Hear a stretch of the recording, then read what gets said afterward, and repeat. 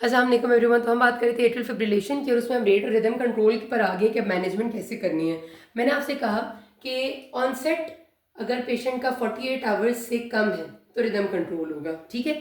या patient haemodynamically unstable आया आपके पास। हीमोडायनेमिकली अनस्टेबल होने का मतलब ये होता है कि पेशेंट को बीपी जो है वो 90-60 से कम है। सबसे कॉमनली जो हमारे पास सिनेरियो आते हैं हीमोडायनेमिकली अनस्टेबल होने का, वो बीपी के साथ आता है कि पेशेंट आया है जो पैल्पिटेशंस के साथ ईसीजी पे एफिब था और उसका बीपी देखा तो वो 80/40 है और पेशेंट कंफ्यूज्ड हो रहे हैं, पेशेंट लेथार्जिक है, तो अब क्या करेंगे। तो एक पेशेंट जिसमें एफिब के साथ हीमोडायनेमिक कॉम्प्रोमाइज, आप गौर से सुनिएगा, ठीक है, हीमोडायनेमिक कॉम्प्रोमाइज, तो उसको हर सूरत में आपने इमरजेंसी कार्डियोवर्जन करनी है, ठीक है। ये इमरजेंसी कार्डियोवर्जन होती है। एफिब है, हीमोडायनेमिक कॉम्प्रोमाइज है, इसमें नहीं सोचना रेट रिदम फलाना फलाना। अब आते हैं बेसिकली नॉर्मल बंदे पे कि जो हीमोडायनेमिकली ठीक है, जिसका बीपी ठीक है, जो कंफ्यूज नहीं है।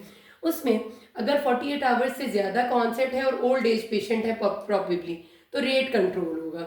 रेट कंट्रोल से पहले हमें किसी भी तरह की एंटीकोएगुलेशन पहले देने की ज़रूरत नहीं है।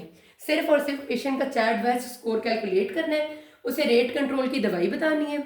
और अगर पेशेंट का चार्ट वाइज स्कोर इस ज़मरे में आता है कि एंटीकोएगुलेशन की उसे दी जाए, तो उसके साथ हमने पहले रेट कंट्रोल की दवाई नॉर्मली बीटा ब्लॉकर्स देते हैं या calcium channel blockers rate limiting वेरापेमिल या डिल्टियाजम देते हैं, ठीक है। दूसरे वाले नहीं,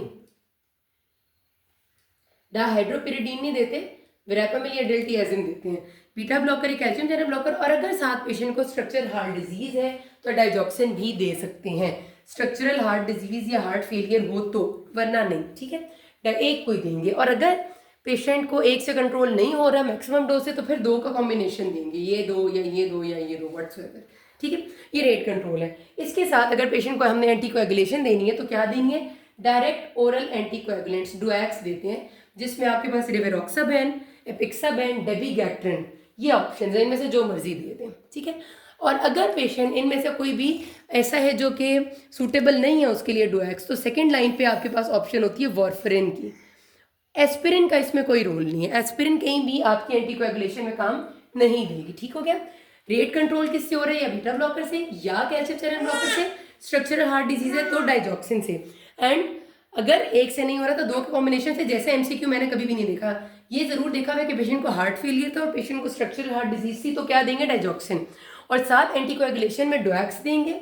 अगर पेशेंट डोएक्स को संभाल नहीं सकता, वो कह रहे हैं कि पहले दिए थे और पेशेंट को उससे ब्लीड हो गया, फलाना हो गया, तो वॉरफेरिन देंगे, ठीक है। अब रिदम कंट्रोल, रिदम कंट्रोल में या इलेक्ट्रिकल कार्डियोवर्जन होती है या फार्माकोलॉजिकल। फार्माकोलॉजिकल का मतलब है ड्रग के जरिए रिदम कंट्रोल होगा, और इलेक्ट्रिकल का मतलब है कार्डियोवर्ट करेंगे बाय डीसी कार्डियोवर्जन। अब अगर पेशेंट को इमरजेंसी में करना है, अपने फौरी तौर पे आप करना चाह रहे हैं, लेस देन 48 आवर ऑनसेट है, तो पहले आप पेशेंट को हेपरिनाइज करेंगे, हेपरिन देंगे, और फिर आप इलेक्ट्रिकली कार्डियोवर्ट कर देंगे, ठीक है। अब अगर पेशेंट ऐसा है जिसमें स्ट्रोक का रिस्क ज़्यादा है, तो पहले आप पेशेंट को 3 वीक्स के लिए एंटीकोएगुलेट करते हैं। अगर आपने प्लान कर लिया कि हमने इसको कार्डियोवर्ट करना है, तो 3 वीक्स के लिए आपने डुएक्स के जरिए पेशेंट को एंटीकोएगुलेट करना है, फिर डीसी कार्डियोवर्जन करनी है, ठीक है। अगर पेशेंट को इस बात का बहुत खतरा है कि उसकी कार्डियोवर्जन फेल हो जाएगी, तो आपने 3 वीक्स पहले उसे ना सिर्फ एंटीकोएगुलेंट देनी है बल्कि बीटा ब्लॉकर सोटालॉल भी देना है। सोटालॉल भी देंगे, एंटीकोएगुलेंट भी देंगे, फिर कार्डियोवर्ट करेंगे ताकि कार्डियोवर्जन फेलियर ना हो, ठीक है। ये दो बातें अलग अलग हैं। सिर्फ स्ट्रोक का रिस्क है तो एंटीकोएगुलेंट देंगे 3 हफ्ते, स्ट्रोक के साथ फेलियर का रिस्क है तो साथ सोटालॉल देंगे। और फार्माकोलॉजिकल कार्डियोवर्जन के लिए अमायोड्रॉन इस्तेमाल करते हैं या फ्लेकेनाइड इस्तेमाल करते हैं। इन दोनों में से कोई एक ड्रग, अमायोड्रॉन या फ्लेकेनाइड, ठीक है। ये हो गई है फार्माकोलॉजिकल कार्डियोवर्जन। इनमें से डिसाइड क्या देना है क्या नहीं देना, इस पर कोई खास फर्क नहीं पड़ता। उसके बाद अब दे दिया हमने कार्डियोवर्ट, इसके बाद हमने किसको एंटीकोएगुलेट करना है, एक तो चैडवाइस स्कोर कैलकुलेट करना है, हमने ये देखना है। अगर किसी की हमने इमरजेंसी कार्डियोवर्जन की और वो सक्सेसफुल हो गई तो मज़ीद एंटीकोएगुलेट करने की ज़रूरत नहीं है।